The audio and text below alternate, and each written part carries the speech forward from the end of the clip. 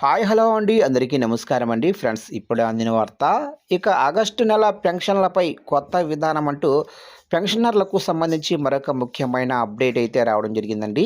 అయితే ఇందుకు సంబంధించిన పూర్తి వివరాలైతే మన వీడియోలో తెలుసుకుందామండి. అంటే ఆగస్టు నెల పెన్షన్లకు సంబంధించి ప్రభుత్వాలు ఏం చెప్తున్నాయి ఏంటి అనేది క్లారిటీగా తెలుసుకుందామండి.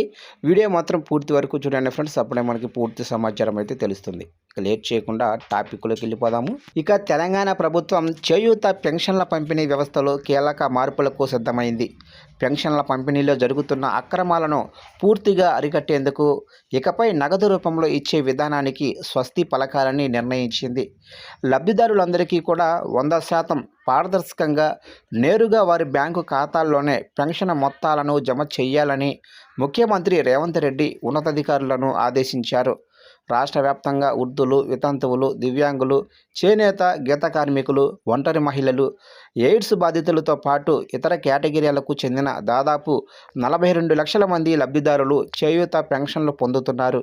అయితే వీరిలో ప్రస్తుతం సగం మందికి మాత్రమే నేరుగా బ్యాంకు ఖాతాల్లో నిధులు జమ అవుతున్నాయి. మిగిలిన దివ్యాంగులు, వృద్ధులకు గ్రామాల్లో పంచాయతీ కార్యదర్శులు, మున్సిపాలిటీల్లో బిల్లు కలెక్టర్లు నగదు రూపంలో చేతికి ఇస్తున్నారు. మరికొందరికి ప్రతి నెల తపాలా పోస్టల్ ఖాతాల ద్వారా సొమ్ము చెల్లిస్తున్నారు. ఈ నగదు చెల్లింపుల ప్రక్రియలో పెద్ద ఎత్తున అక్రమాలు జరుగుతున్నట్లు, అర్హులైన వారికి కాకుండా బోగస్ వ్యక్తులకు సొమ్ము చేరుతున్నట్లు ప్రభుత్వానికి అనేక ఫిర్యాదులు వచ్చాయి. మరోవైపు పోస్టల్ కార్యాలయాల ద్వారా పెన్షన్ తీసుకునే వృద్ధులు, దివ్యాంగులు గంటల తరబడి ఎండలో క్యూ లైన్లలో నిలబడి తీవ్ర ఇబ్బందులు పడాల్సి వస్తుంది. ఈ సమస్యలన్నిటికీ శాశ్వత పరిష్కారం చూపేందుకే సీఎం రేవంత్ రెడ్డి ఈ నిర్ణయం తీసుకున్నారు. ముఖ్యమంత్రి ఆదేశాలతో రంగంలోకి దిగిన రాష్ట్ర పేదరిక నిర్మూలన సంస్థ కొత్త విధానం అమలుకు వేగంగా సన్నాహాలు చేస్తుంది.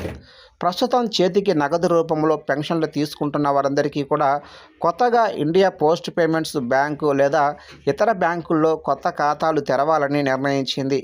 లబ్ధిదారులు ఈ ఖాతాల్లో జమయ్యే సొమ్మును తమకు అవసరమైనప్పుడు నేరుగా బ్యాంకు లేదా తపాలా శాఖకు వెళ్ళి తీసుకోవచ్చు. ఏటీఎం సెంటర్ల ద్వారా ఎప్పుడైనా విత్డ్రా చేసుకునే సదుపాయాన్ని కూడా కల్పిస్తున్నారు. ఇక ఆగస్టు నుంచి నేరుగా ఖాతాల్లోకి సొమ్ము అంటున్నారు.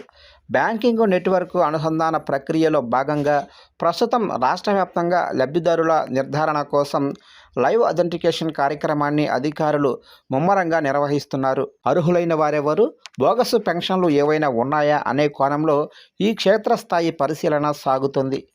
జూన్ నెలాఖరు నాటికి ఈ లైవ్ అథెంటికేషన్ ప్రక్రియను 100% పూర్తి చేయాలని గడువు విధించారు.